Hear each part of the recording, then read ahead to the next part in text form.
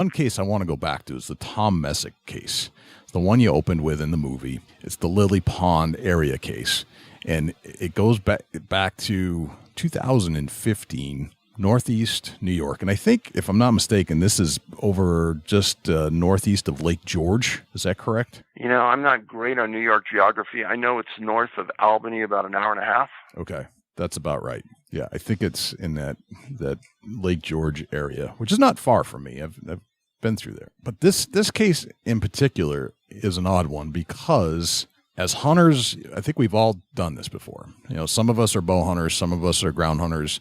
Certainly in New York, this style of hunting that occurs is common, where you get 4 or 5 hunters on a legal push. You set them up. They're the standers, right? You put them in spots where you think that the deer will come out.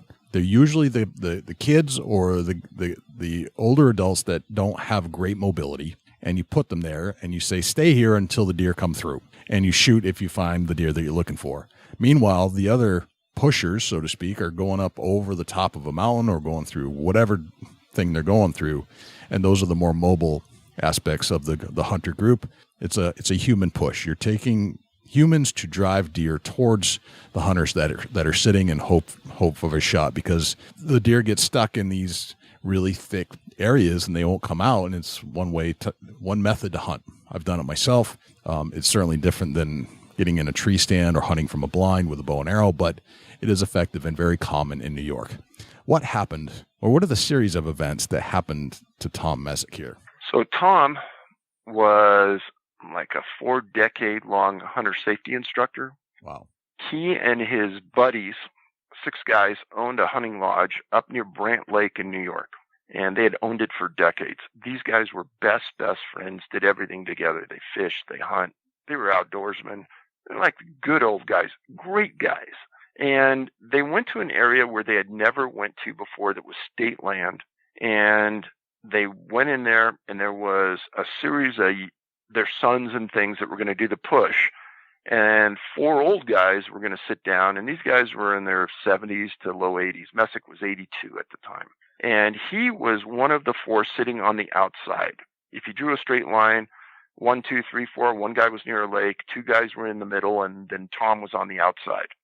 And as they're sitting there, you're not going to find this in any of the reports, nowhere, but in interviewing the hunters he was with, one of these guys just, I almost felt like crying because he lost his best friend, and there's no closure to it. And he says, Dave, we're sitting there. He goes, we were there for a couple hours. And he goes, I've hunted for 55 years. And he goes, on this incident, I heard something I've never heard before. And I go, what do you mean? And he goes, you know how you're in the woods, you hear a twig break or you hear something? We're used to all this. And he goes, no, I heard something that was strange. And he said it was kind of like a giant steel trap maybe slamming shut. And none of the other hunters had heard it but him. And he had heard it somewhere between himself and where the guys were pushing the deer, not towards Tom. But he said it was about mid-time in that span that we were sitting there hunting. And I said, so there were no unusual smells, no other sounds, no rifle shots? Nope. And the other thing was, all of the hunters and the pushers were carrying walkie-talkies on the same channel. And nobody heard anything on the radio during the time Tom went missing. So at the end of the time, everyone groups back together, goes back to their trucks. Tom's not there. Well, his son is one of the guys doing the pushing, and his son starts looking around. And he goes, Dave, he goes, my dad has bad knees. He's blind in one eye. He's partially deaf almost, and he's not going anywhere, Dave. Right. He's walking from the road 40 feet in, 50 feet in, sitting down on this stump, and he's going to wait. And he goes, I thought, okay, the first night, we'll find him by morning. Something weird happened, but we'll find him. And then I called Tom's wife, called his mom and said, we found him. We haven't found him yet, but we will find him. Don't worry. And she goes, no, forget it. I'm coming up. This is too weird. So the State Department of Fish and Wildlife shows up. Rangers show up that first night, and they start searching. And pretty soon, they have hundreds of people up there.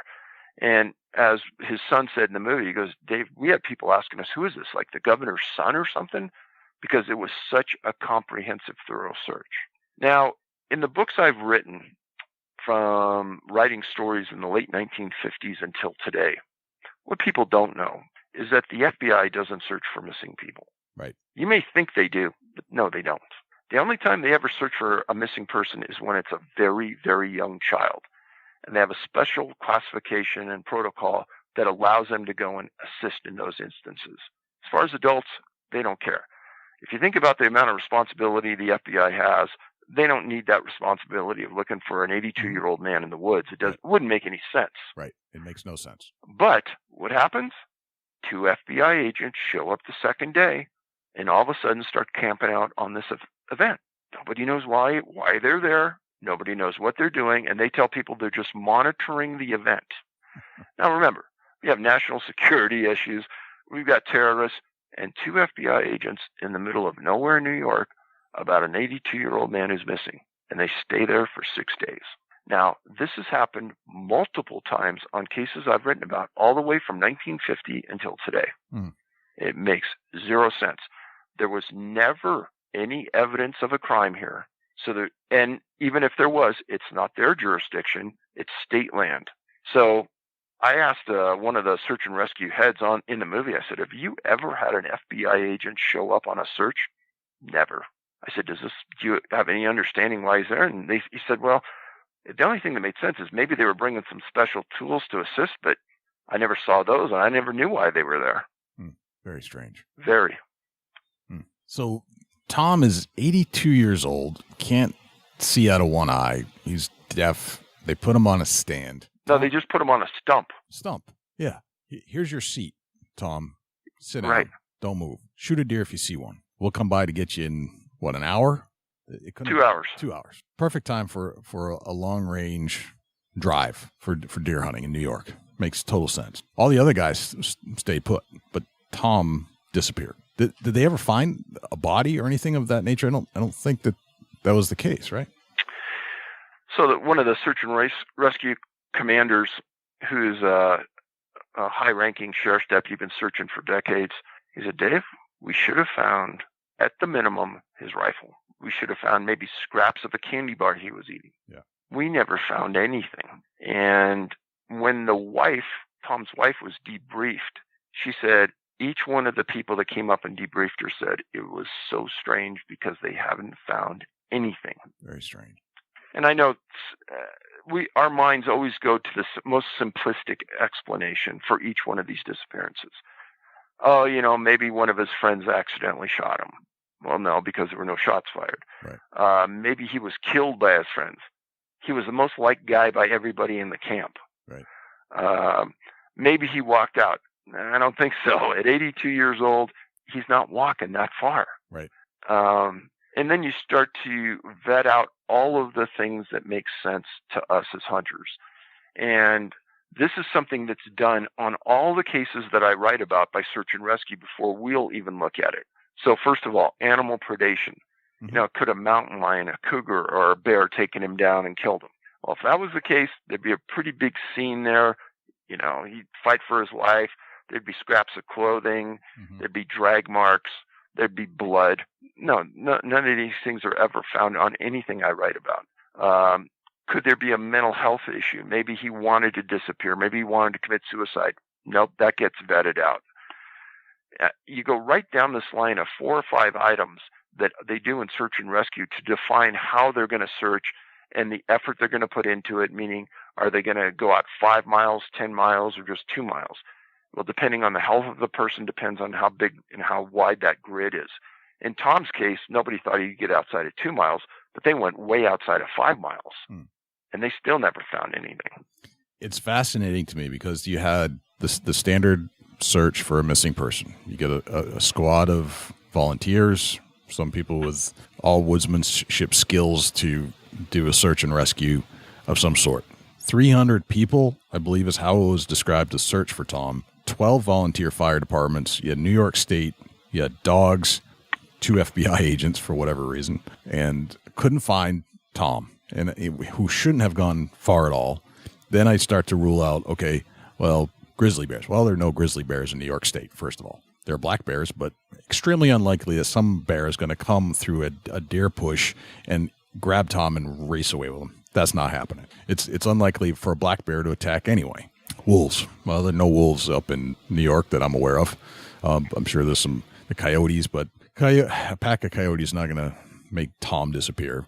Mountain lions, well, questionable whether mountain lions even exist in New York State, especially in that area. And, what next thing that comes to mind, what about a serial killer? Well, who's going to be out in the middle of nowhere if you're a serial killer? There's not enough targets for them, so to speak, right? It doesn't make any sense. So as some of these things unfold, I'm left with more questions than answers. And this is the whole concept of the movie and the book. Like there's no answers, but you follow the path. You follow the whole breakdown of the search and how this all occurred. It makes zero sense with no explanation. And Jay, you're hitting the mark right on. And in the movie, we cover, just a handful of cases. And in the book, I cover, over 150. And after you read a book about this stuff, your head is spinning. Yeah. And after I reviewed probably 500 cases for the book, and you think, well, is this just a North America thing? Is this just a continental North and South America thing? No, it's happening. It's also happening in Australia, and I wrote about a case there where very similar to what we were just talking about. But in Tom's case, the hardest thing in all of these incidents is going back and talking to the family. And his wife is one of the nicest people you will ever meet. And she is a completely lost soul because she lost her life companion with no answers. Just leaves you empty, like no answers, just gone. I have no closure whatsoever. And the one last thing I'll say about the Messick case is the Adirondacks in New York are a cluster area. Mm-hmm. And there's some really weird cases I've written about there, so that don't make any sense, just like this, but about hikers and things that have vanished, never found, no evidence of them. And I mean, I've been up there, and your mountains in Upper New York, they're decent, but they're not like where I live in Colorado, where you got 14,000 foot peaks to disappear into. Right. Yeah, they're impressive for the East Coast. They're vast. Right. They're big. We've interviewed plenty of hunters that hunt that, but they always come home. They always seem to find the way. It's not like a complex. It's big, but it's not complex. It's not like with good woodsmanship skills, you'll find your way out pretty routinely, and these guys do and have for centuries, and especially the ones we've talked to for decades. This is just common ground for them. So. Yeah. I don't know.